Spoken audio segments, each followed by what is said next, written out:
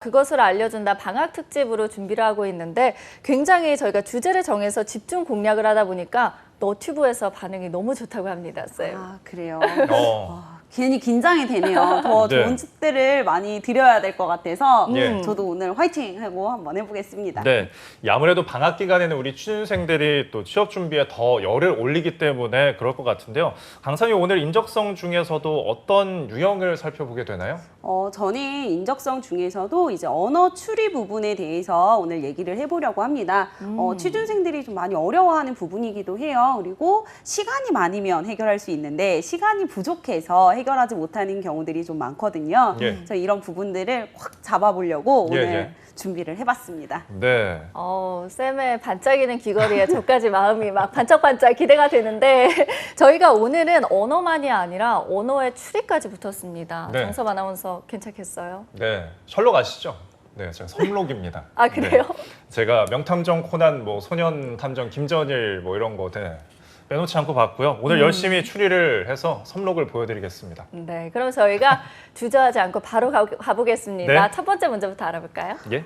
네, 제가 오늘 준비한 첫 번째 문제는요, 언어 추리 중에서도 이제 배열하는 문제를 좀 가지고 와봤습니다. 예. 이 문제 같은 경우에는요, 주로 어떻게 접근을 해야 하는지를 조금 어려워하시는 분들이 많아요. 그래서 이 문제를 풀 때에는 이제 표나 그림을 통해서 조금 하면 쉽게 접근할 수 있거든요. 네. 그래서 한번 문제를 보고 같이 풀어보면 좋을 것 같아요. 네. 그래서 네. 일단 첫 번째 문제는요, 이제 7층 건물과 관련된 문제를 제가 들고 왔습니다. 네.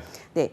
그래서 이제 보시게 되면 문제 같은 경우에 이제 7층 건물에 A, B, C, D, E, F, G가 살고 있고 각자 좋아하는 스포츠는 야구, 축구, 농구 이렇게 세 가지로 되어 있고요. 이들이 기르는 애완동물로는 개, 고양이, 새가 있다고 할 때 이제 조건을 바탕으로 알맞은 답을 골라내는 그런 문제입니다. 네. 그래서 조건이 상당히 많은 편인데 이제 일단 문제 푸시는 동안 제가 조건 한 번씩 읽어보도록 할게요. 예. 네, 조건 첫 번째는요. 한 층에 한 명이 살고 있고요. 한 이웃한 사람끼리는 서로 다른 스포츠를 좋아하고 다른 애완동물을 기르고 있습니다. G는 맨 위층에 살고 있고 짝수층 사람들은 축구를 좋아합니다. B는 유일하게 개를 기르는 사람이고 2층에 사는 사람은 고양이를 키우고 있죠. 그 다음에 E는 농구를 좋아하며 D는 새를 키운다. A는 E의 아래층에 살며 B의 위층에 산다. 그 다음 마지막으로 개는 1층에서만 키울 수 있다 라고 되어 있습니다. 네. 저희가 오늘 풀어보는 모든 문제는 시대고시 기획에서 제공을 해주셨는데 네. 역시나 오늘 문제도 좀 만만치 않은 것 같은데요, 네. 쌤. 그래도 이 문제 같은 경우에는요, 차근차근 조건을 적용해서 문제를 풀어보시면 예. 아마 조금 쉽게 답이 나올 것 같아요. 이게 그러면 상중하 중에 어느 정도의 수준인가요? 이 문제 같은 경우에는요, 하보다는 살짝 높지만 중보다는 살짝 낮은 정도의 중하. 난이도예요. 네. 예. 제가 일단 가장 쉬운 거부터 해봤어요. 1층에 사는 사람만이 개를 키울 수 있는데 또 개는 비만 키울 수가 있대요. 그렇죠. 그러면은 일단 조건 2개 지워서 1층엔 개를 키우고 B다. 네. 근데 가만히 보니까 A가 B의 위층에 산대요. 네. 그러면 2층에는 A가 살겠고 네. 3층에는 E가 삽니다. 네. 여기까지 했습니다. 네. 어, 혹시 정섭 아나운서님은 또 다른 조건을 적용시키신 게 있나요? 네, 저도 거기까지 했는데, 네. G는 이제 맨 위층 사니까 네. 홀수잖아요. 네. 7층 건물에 살잖아요. 네, 맞습니다. 그러면 일단 축구를 좋아하지 않겠죠. 예. 네. 그러면은 농구를 좋아하겠네요. 네. 거기까지 나왔습니다. 네. 자, 지금 이렇게 저희가 말로 이렇게 설명을 하니까 네. 너무 어렵잖아요. 어디에 누가 살고 있고 무엇을 좋아하고 이런 부분들이 그래서 표로 접근을 하면 훨씬 쉽게 접근이 가능하거든요. 네. 그래서 혹시 답은 구하셨나요? 저 답이 나왔는데 네. D가 5층에 산다. 4번인 것 같습니다, 쌤. 혹시 정섭 아나운서님은 답이 몇 번인 것 같으세요? 지금 배열하는 지금 시간이 부족해서 아, 네. 네. 4번이 4번이 맞는 걸로 아, 하고 함께 따라가겠습니다. 가는 답을 따라가고 예. 있죠. 네, 그렇습니다. 답은 바로 4번이죠. 어. 네, 여기에서 포인트는 뭐냐면 항상 옳아야지만 골라내야 되는 부분이 있거든요. 맞아요. 네, 그래서 이제 표를 통해서 이제 한번 접근을 해보게 되면 1층에 아까 서현 아나운서님께서 말씀해 주신 것처럼 B가 살고 있고 개를 키우고 있습니다. 그리고 2층에는 A가 살고 있고 3층에는 E가 살고 있고 예. 그다음에 정섭 아나운서님께서 말씀해 주신 7층에는 G가 살고 있겠죠. 예. 자, 그다음에 이제 짝수층에서 이제 좋아하는 그 스포츠가 이제 축구라고 했기 때문에 우리 축구를 다 채워 넣을 수 있고요. 그다음에 이제 제가 빨간색으로 쓴 부분은 이 조건들을 가지고 말고 조건에서 제시되고 있는 것 말고 채워낼 수 있는 부분을 제가 빨간색으로 표현을 한번 해봤거든요. 네. 네, 그래서 이제 보시게 되면요. 4층과 6층에 C와 F에 대해서는 더 이상의 정보가 없기 때문에 CF가 4층, 6층 이렇게 두 군데에서 C가 예. 들어가면 6층에는 F가 살고 4층에 F가 살면 C는 6층에 살겠죠. 자, 그 다음에 이제 축구는 짝수층에서 좋아한다고 했고요. 그 나머지에 대해서는 얘기하지 않고 있어요. 그래서 7층, 5층, 그 다음에 1층에는 농구 또는 야구가 들어갈 수 있는 거죠. 말이 되게 어렵죠. 네. 네, 그 다음에 이 마지막이 중요한 게 뭐냐면 두 번째 조건에 보시면 각 층에서 이제 이웃한 사람들끼리는 다른 종류의 애완동물을 기른다고 얘기하고 있거든요. 그렇기 때문에 이제 고양이, 새 이렇게 해서 문제를 볼 수 있습니다. 네, 그래서 이렇게 표를 그려서 하나씩 차근차근 채워 나가면 네. 조금 더 빠르고 우리가 보기에서도 어떤 부분이 잘못됐는지를 바로바로 확인할 수 있거든요. 네, 그래서 이제 1번 같은 경우에는요, C와 E가 이웃한다고 얘기를 했는데 만약에 C가 4층에 살면 이웃할 수 있지만 6층에도 살 수 있잖아요. 예. 그렇기 때문에 맞을 수도 틀릴 수도 수도. 있기 때문에 1번은 안 된다라는 네. 얘기인 거고요. 2번에서는 이제 농구 또는 야구를 좋아한다고 얘기했고 고양이를 키운다고 얘기하고 있는데 여기 표에서 보시면 새를 키우고 있기 때문에 답이 될 수 없습니다. 그 다음에 여기가 많이 이렇게 낚이는 보기 중에 하나인데 예. 1번을 빼고 나머지만 생각하시는 경우들이 되게 많아요. 맞아요. 네. 그래서 1층은 아예 개라고 써 있잖아요. 예. 네. 이렇게 발음을 이렇게 하면 그런데 개와 새 이렇게 있으니까 개와 새가 있다 보니까 조금 비슷해서 긴장해서 헷갈리는 경우도 있지만 예. 홀수층에서는 새와 개를 키우고 있기 때문에 네, 3번 보기에서는 답을 고르면 안 된다라는 예. 얘기고요. 5번은 이제 F가 6층에 산다 해서 이미 왜냐하면 아까 우리 4층과 6층에서 F가 살 수 있었잖아요. 예. 그렇기 때문에 이런 부분들까지도 확인해 주시면 좋을 것 같아요. 네, 네. 저희가 이렇게 뭐 조건을 하나씩 대조하니까 그래도 비교적 좀 수월하게 풀 수 있는 것 같긴 한데 이게 시간은 한 어느 정도 안에 풀어야 될까요? 이런 문제들도요. 대부분의 인적성의 문제들은 다 1분에서 1분 30초 이내에 문제를 해결해 주셔야 되는 부분들이 있어요. 그래서 일단 이렇게 배열 문제가 나오면 네. 빠르게 조건을 확인해서 표나 그림을 그려서 네. 좀 조건을 바로바로 적용시켜야 되는 부분들이 있습니다.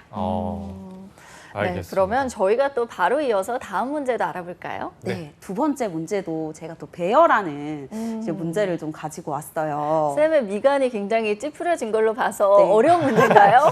이것은요, 그렇게 많이 어려운 문제는 아니고요. 네. 앞의 문제보다는 조금 더 쉬운 난이도의 문제입니다. 네, 그래서 문제를 먼저 보시게 되면요.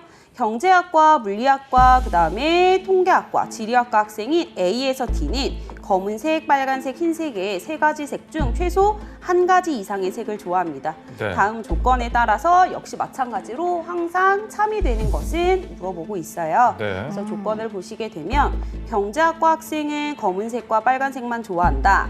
경제학과 학생과 물리학과 학생은 좋아하는 색이 서로 다르다.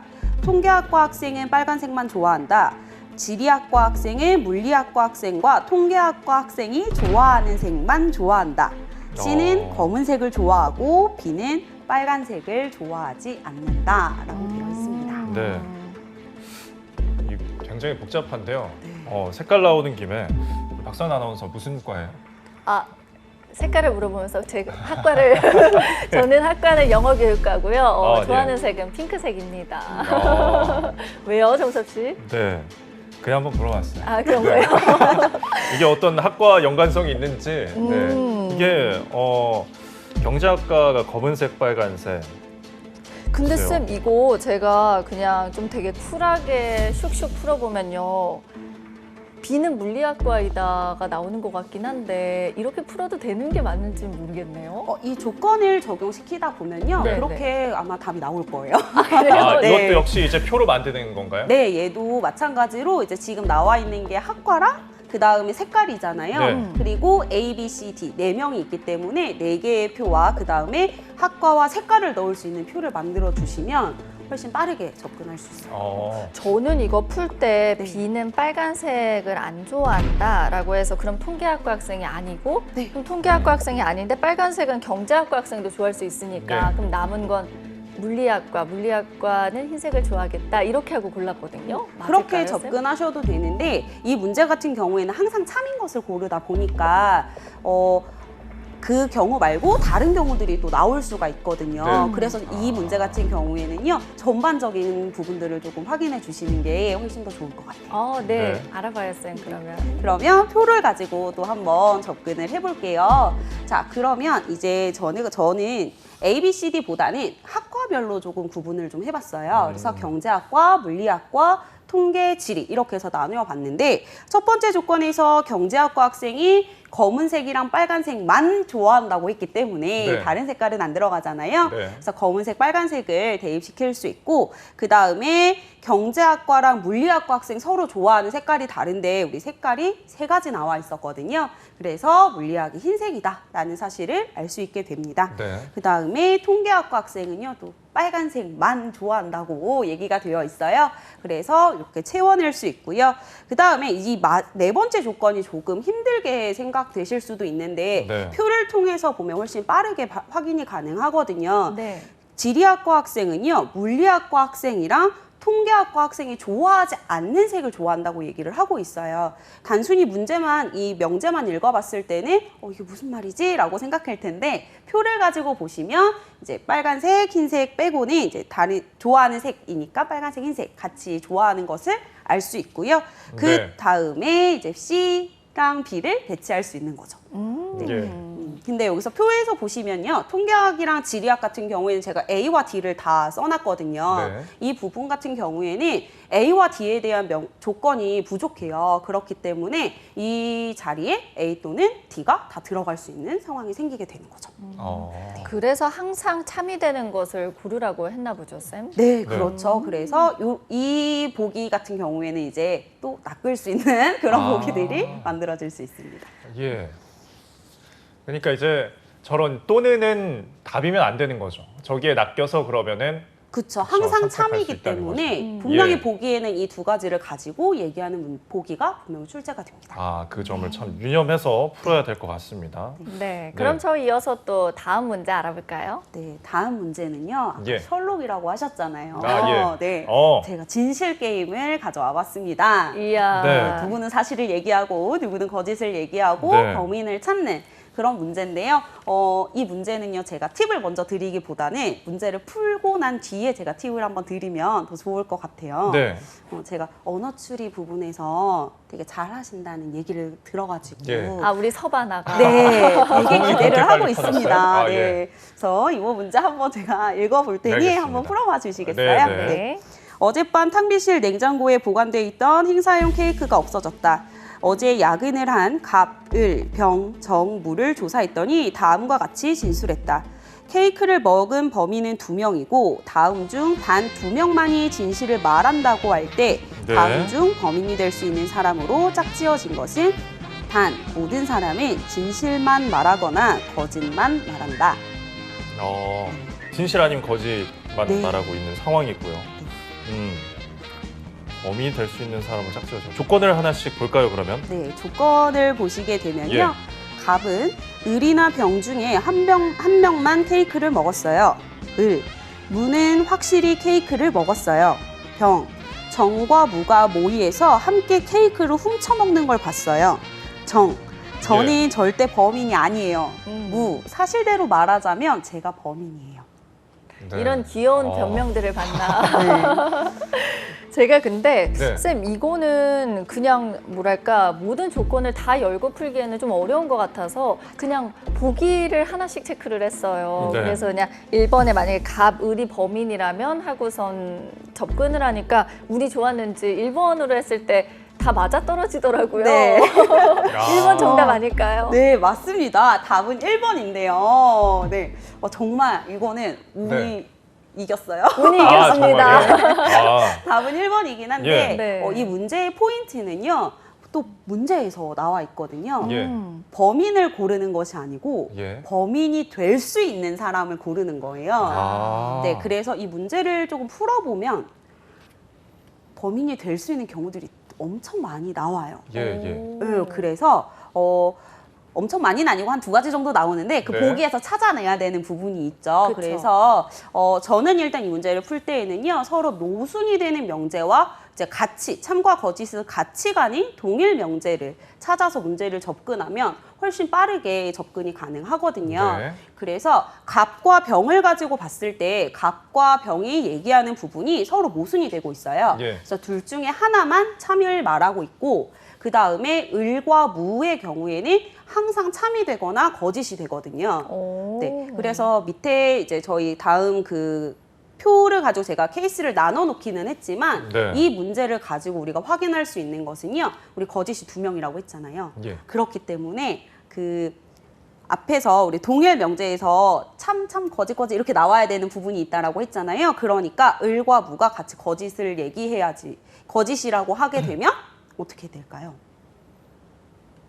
모순 을과 명제에서는 네. 말이 안 되겠죠. 왜냐하면 거짓이 2명인데 네, 네. 을과 무가 같이 거짓을 얘기하면 무조건 갑과 병 중에서 거짓이 나와야 되잖아요. 그렇죠. 그럼 거짓이 3명이 나오니까 아. 틀리네요. 네, 그러면 안 돼요. 을과 무가 참을 얘기한다는 것을 알 수 있다는 얘기죠. 아, 네. 쌤 그러면 이 문제는 모순 명제 같은 것을 미리 확인하는 게 도움이 많이 되겠네요. 네, 그 조건을 읽으면서 어떤 부분에서 이 조건들이 서로 모순이 되고 네. 동일이 되고 하는 것들을 빨리 캐치를 해내면 케이스를 생각하지 않고도 문제를 충분히 풀어낼 수 있는 그런 유형의 문제거든요. 예. 그래서 제가 이제 항상 말씀드리는 게 이제 모순과 동일을 찾아서 가게 되는데 네. 종종 문제를 살펴보다 보면 모순이나 동일 말고 그 안에서 찾아내지 못하는 경우들이 있어요. 그래서 그런 경우에는 아예 정언이라고 해서 정해진 말이 있어요. 이 사람이 참이다라고 다 아예 얘기하는 부분이 있거든요. 이 사람이 참이라고 했으면 이제 그 사람을 기준으로서 나뉘어지는 부분은 경우의 수를 생각하면 시간 단축하는데 훨씬 더 도움이 됩니다. 네. 아, 사실 케이크를 몰래 먹지 않고 그냥 다 같이 먹었으면 이런 문제가 나올 일이 없는데 말이죠. 그렇죠? 누가 혼자 몰래 먹었나 그러니까요. 봐요. 같이 그러니까요. 야근하면서 힘든데 말이죠. 예. 나눠 먹으면 참 네, 좋을 텐데요. 그렇으면 좋겠습니다. 그러면 이제 다음 진실 게임 문제 또 어떤 범인을 또 잡아볼까요, 저희가? 네, 예. 이번에는요 케이크를 먹은 사람이 아니고 창문을 깼습니다. 아, 이거 좀 더 나쁜 죄질이 큰데요. 오늘따라 범인이 좀 많이 나오죠.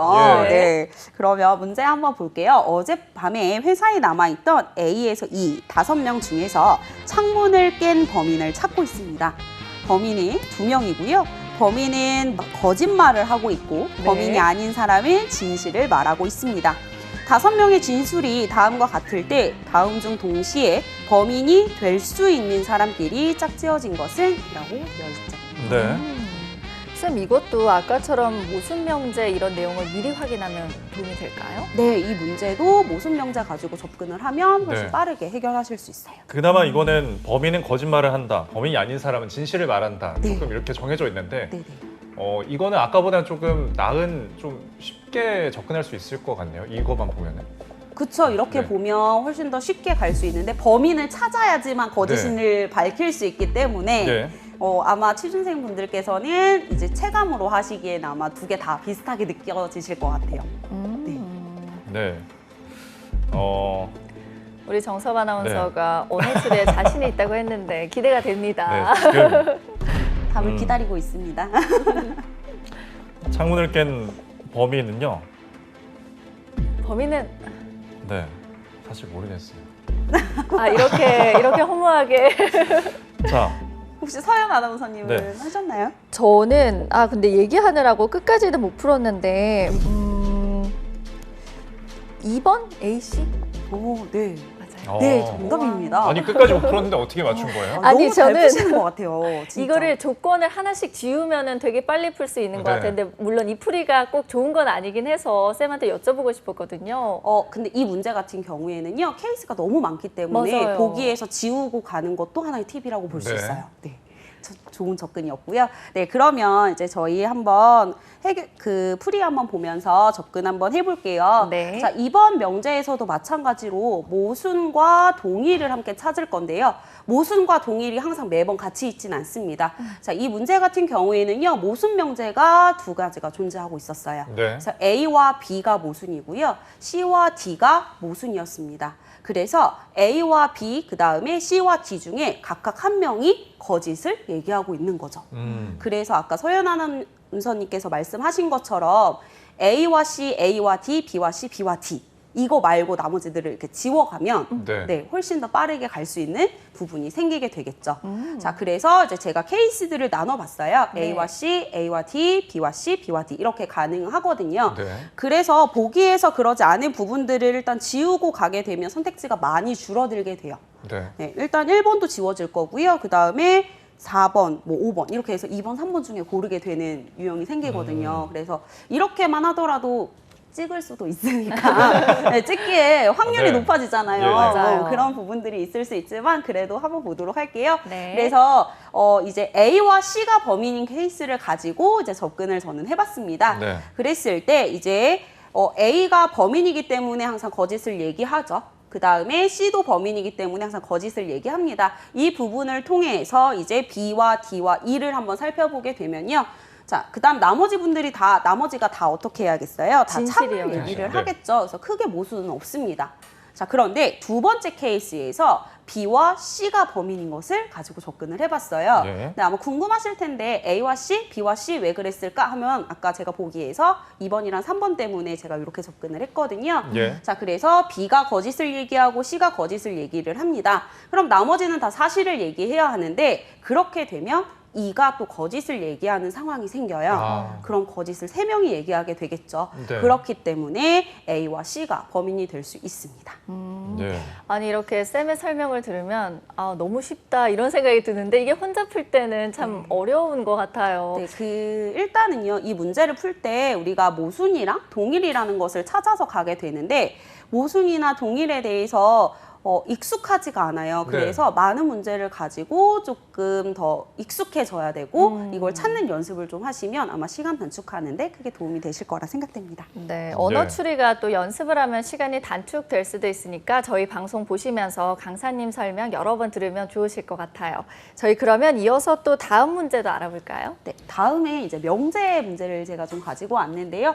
이 문제는 이제 SK그룹 인적성에서 나왔던 기출 문제입니다. 네, 그래서 이제 마지막 명제가 참일 때 다음 빈칸에 들어갈 명제로 알맞은 것은 이제 골라내는 그런 문제인데요. 네. 일단 명제를 보시게 되면요. 아이스크림을 좋아하면 피자를 좋아하지 않는다. 갈비탕을 좋아하지 않으면 피자를 좋아한다. 자, 그리고 빈칸이 있고요. 그러므로 아이스크림을 좋아하면 짜장면을 좋아한다. 라고 네. 되어 있습니다. 아니 꼭 이렇게 사람을 편협하게 만들어야 되나요? 아이스크림 좋아하면 뭐 피자 좋아하면 안 돼요? 다 좋아할 수 있는 거잖아요. 그렇죠. 네, 저는 다 좋아합니다. 저도 다 좋아하고 저도 다 있고요. 좋아합니다. 여기서 안 좋아하는 거 혹시 있으세요? 저는 네. 없네요. 그러니까요. 진짜 새로운 접근인데요, 그것도. 그럼 문제가 잘못된 거 아닌가요, 선생님? 그럴 수 있는데요. SK에서는 또 이렇게 또 낼 수도 있으니까요. 그쵸. 좀 우리 열린 마음으로 문제를 해결하면 참 좋을 것 같습니다. SK 안 되겠네. 저는- 네, 알겠습니다. 근데 항상 문제 풀 때마다 쌤 칭찬이 좋아서 열심히 풀게 되는 것 같아요. 아, 그래요? 칭찬 네. 많이 해주세요, 쌤 저희들. 네, 알겠습니다. 그러면 쌤의 응원에 힘입어서 아이스크림을 좋아하면 피자를 좋아하지 않는다. 그리고 갈비탕을 좋아하지 않으면 피자를 좋아한다인데 여기 있는 명제들은 다 참인 거잖아요. 네. 그럼 저희가 그 대우는 항상 참이니까 대우로 접근을 해보면 되지 않을까요? 네, 항상 명제 문제를 해결하실 때는요. 네. 본명제가 참이라고 하면 항상 대우 명제도 같이 생각을 해주셔야 명제 예. 문제를 해결하실 수 있거든요. 네. 그러면 저는 나왔습니다. 몇 번일까요? 그러면 갈비탕을 좋아해야 짜장면을 좋아할 수 있어요. 3번 아닌가요, 쌤? 네. 정서바당 선생님. 네, 저는 문제에 불만이 있다 보니까. 아니 근데 갈비탕 좋아하면 당연히 짜장면 좋아하죠. 네, 한식 중식 가리면 안 됩니다. 오늘도 당연한 이렇게 거 새로운 접근법을 너무 획기적인 접근법이라서 제가 좀 당황했어요. 예. 네, 답은 3번이 맞고요. 네. 제가 아까 봤는데 소연 아나운서님이 너무 확신을 가지고 이렇게 체크를 하시더라고요. 그래서 답이 맞나 이랬는데 정답입니다. 다행입니다. 답은 3번이고요. 네. 이렇게 명제로 나와 있으면 우리가 가장 힘든 게 뭐냐면 줄글로 나와 있으면 눈에 한눈에 안 들어오잖아요. 네. 그래서 간단하게 조금 표현을 해서 접근을 해주시면 훨씬 좋은데 제가 풀이를 쓸 때는 조금 이해를 돕기 위해서 좀 더 길게 썼어요. 네, 그치만 우리는 문제를 풀 때 너무 길지 않아요? 아이스크림, 피자 아니라고는 했지만 네. 쓰시고 맞아요, 쌤.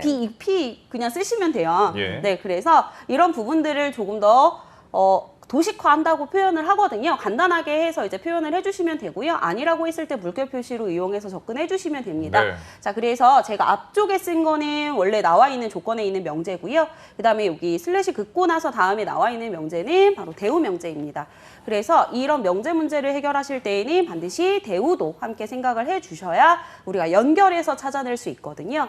그래서 아이스크림을 좋아하면 피자를 좋아하지 않아요? 그 말에 대우는 피자를 좋아하면 아이스크림을 좋아하지 않는다. 이렇게 해서 이제 첫 번째 명제와 두 번째 명제를 제가 만들어냈거든요. 네. 그래서 이어서 한번 보게 되면 아이스크림을 좋아하면 피자를 좋아하지 않고 피자를 좋아하지 않으면 갈비탕을 좋아하게 되는 이렇게 첫 번째 명제와 두 번째 명제를 연결할 수 있습니다.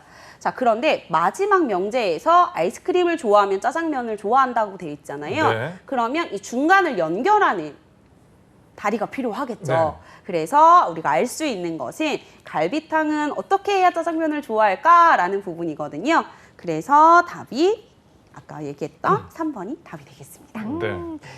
역시 송쌤의 설명을 들으면 몰랐던 내용도 쏙쏙 이해가 되는 마법의 시간이 아닐까 싶은데 저희가 오늘 정말 다양한 언어 추리 문제들을 알아봤어요. 네. 쌤께서 우리 취준생 여러분께 원포인트 레슨 해주신다면 뭐가 있을까요? 일단 이 언어 추리 같은 경우에는 답이 한눈에 보이지 않고 여러 가지 경우들을 생각해야 되기 때문에 문제를 많이 접해서 많이 우리가 눈에 익어서 문제 푸는 방법들을 익히는 것이 가장 중요하다고 생각이 됩니다. 그래서 어떻게 봤을 때는 언어 추리가 오히려 점수 올리기, 맞기에 더 가능성이 높지 않을까라는 생각이 듭니다.